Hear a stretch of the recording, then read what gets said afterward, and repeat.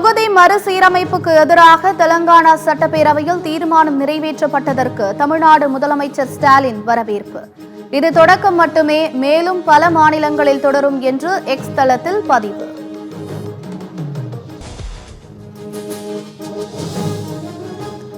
இலங்கை கடற்படையால் தமிழ்நாட்டு மீனவர்கள் அதிக அளவில் தொடர்ந்து கைது செய்யப்படுவதை தடுக்க வேண்டும்.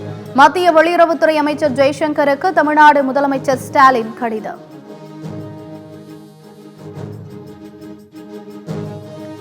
தமிழகம் புதுச்சேரியில் நாளை 10ஆம் வகுப்பு பொதுத் தேர்வு தொடங்குகிறது. மாணவர்கள் முறைகேட்டை தடுக்க 4800 பறக்கும் படை அமைப்பு.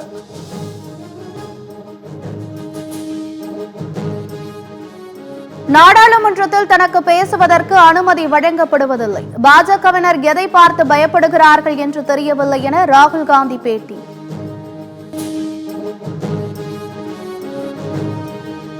சென்னை மாநகராட்சி 189வது வார்டு கவுன்சிலர், 5வது வார்டு கவுன்சிலர் பதவி நீக்கம். நகர்ப்புற உள்ளாட்சி அமைப்புகள் சட்டத்தின் வரைமுறைகளை மீறி செயல்பட்டதால் நடவடிக்கை. தாம்பரம் 40வது வார்டு உறுப்பினர் ஜெயபிரதீப், உசிலம்பட்டி 11வது வார்டு உறுப்பினர் சகுந்தலாவும் பதவி நீக்கம். நிலவில் நிரந்தரமான ஆய்வு மையம் ஒன்றை உருவாக்க வேண்டும் என்பதுதான் இஸ்ரோவின் இலக்காக உள்ளது. இஸ்ரோ முன்னாள் விஞ்ஞானி மயில்சாமி அண்ணாதுரை பேட்டி.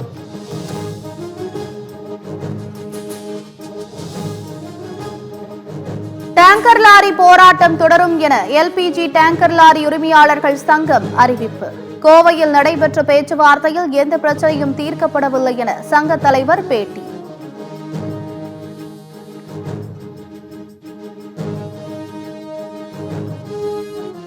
தமிழக வெற்றிக் கழகத்தின் முதல் பொதுக்குழு கூட்டம் நாளை கூடுகிறது. முக்கிய அறிவிப்புகளை அக்கட்சித் தலைவர் விஜய் வெளியிடுவார் என எதிர்பார்ப்பு. நாகர்கோவில் அருகே ஓட்டுநரின் கட்டுப்பாட்டை இழந்து சாலையில் தாறுமாறாக ஓடிய காரால் ஒருவர் படுகாயம். நாகர்கோவில் போக்குவரத்து பிரிவு போலீசார் மற்றும் கோட்டார் போலீசார் விசாரணை.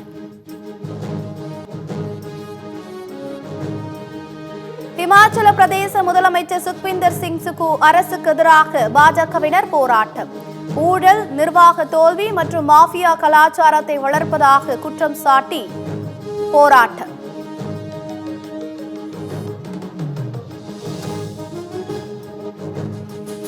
இந்திய ராணுவம், இந்திய விமானப்படை மற்றும் இந்திய ஆயுதப்படை வீரர்கள் கூட்டு பயிற்சி.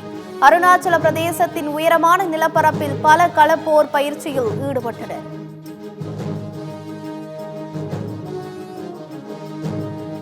சிபிஐ அதிகாரிகளால் கைது செய்யப்பட்ட புதுச்சேரி பொதுப்பணித்துறை தலைமை பொறியாளரின் ஜாமீன் மனு தள்ளுபடி.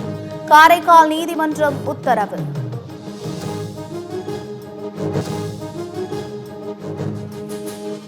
உதவி பேராசிரியர் நியமனத்திற்கு தேர்வுக்குழு அமைக்க வேண்டும் என்ற யுஜிசி விதிகள் சிறுபான்மை கல்லூரிகளுக்கு பொருந்தாது. சென்னை உயர்நீதிமன்றம் திட்டவட்டம். ஆன்லைன் விளையாட்டுகளில் தோல்வியடையும் ஒருவரின் வாழ்வாதாரம் பாதிக்கப்படுகிறதே என சென்னை உயர்நீதிமன்றம் கருத்து. நேர கட்டுப்பாடு விதித்ததை எதிர்த்து ஆன்லைன் ரம்மி நிறுவனங்கள் தொடர்ந்த வழக்கு நாளைய தினத்திற்கு ஒத்திவைப்பு. கடலூரில் அரசு பேருந்திலிருந்து கல்லூரி மாணவி கீழே விழுந்து காயமடைந்த விவகாரம். தற்காலிக பணியாளர்களான ஓட்டுநர் மட்டும் நடத்துனரை பணியிலிருந்து விடுவித்து மாவட்ட போக்குவரத்து கழகம் உத்தரவு.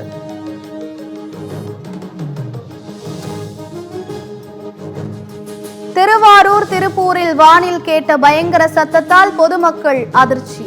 இந்திய விமானப்படையின் சூப்பர்சோனிக் போர் விமானத்தில் ஏர்லாக் விடுவிக்கப்பட்டதால் ஏற்பட்ட சத்தம் என்று திருவாரூர் ஆட்சியர் மோகனச்சந்திரன் விளக்கம்.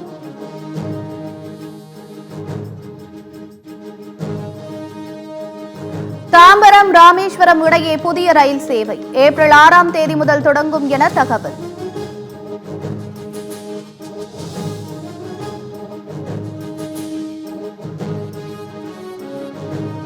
அத்திப்பட்டு, புதுநகர், எண்ணூர் இடையே என்ஜினுக்கு மின்சாரம் கடத்தும் கொக்கி வயரில் சிக்கியதால் ரயில்வே சேவை பாதிப்பு.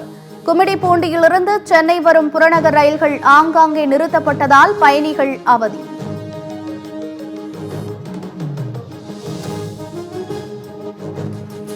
வெயிலின் தாக்கம் அடுத்த 10 நாட்களுக்கு மேலும் அதிகரிக்கக்கூடும். ஏப்ரல் 2வது வாரத்தில் வங்கக்கடலில் புயல் உருவாக வாய்ப்பிருப்பதாக தனியார் வானிலை ஆய்வாளர் பிரதீப் ஜான் சத்தியம் தொலைக்காட்சிக்கு பிரத்யேக பேட்டி. தமிழகத்தில் 10 இடங்களில் சதமடித்த வெயில். அதிகபட்சமாக வேலூரில் 104 டிகிரி ஃபாரன்ஹீட் வெப்பம் பதிவானதால் தகித்த மக்கள்.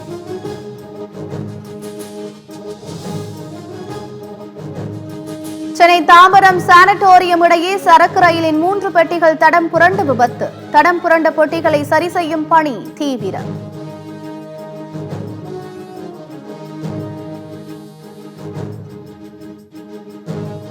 நிலவில் நிரந்தர ஆய்வு மையம் அமைப்பதே இஸ்ரோவின் நோக்கம். இஸ்ரோ முன்னாள் இயக்குநர் மயில்சாமி அண்ணாதுரை பேட்டி.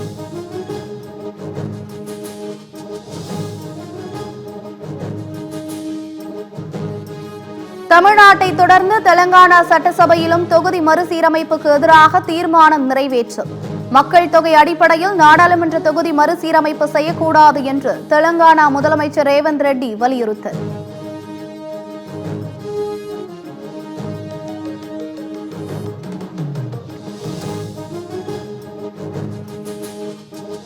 தொகுதி மறுசீரமைப்புக்கு எதிராக தெலங்கானா சட்டப்பேரவையில் தீர்மானம் நிறைவேற்றப்பட்டதற்கு தமிழ்நாடு முதலமைச்சர் ஸ்டாலின் வரவேற்பு. இது தொடக்கம் மட்டுமே, மேலும் பல மாநிலங்களில் தொடரும் என்று எக்ஸ் தளத்தில் பதிவு.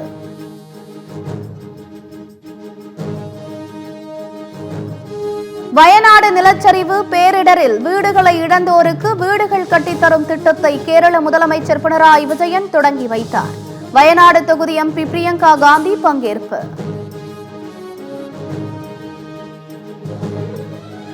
ரஷ்ய அதிபர் புட்டின் விரைவில் மரணமடைவார். அதன் பிறகு போர் முடிவுக்கு வரும். உக்ரைன் அதிபர் ஜெலன்ஸ்கி பேச்சு.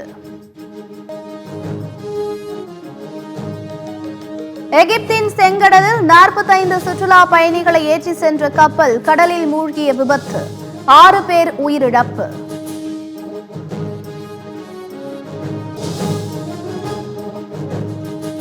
ஹைதராபாத் அணிக்கு எதிரான IPL லீக் போட்டி. லக்னோ அணிக்கு 191 ரன்கள் இலக்கு நிர்ணயம்.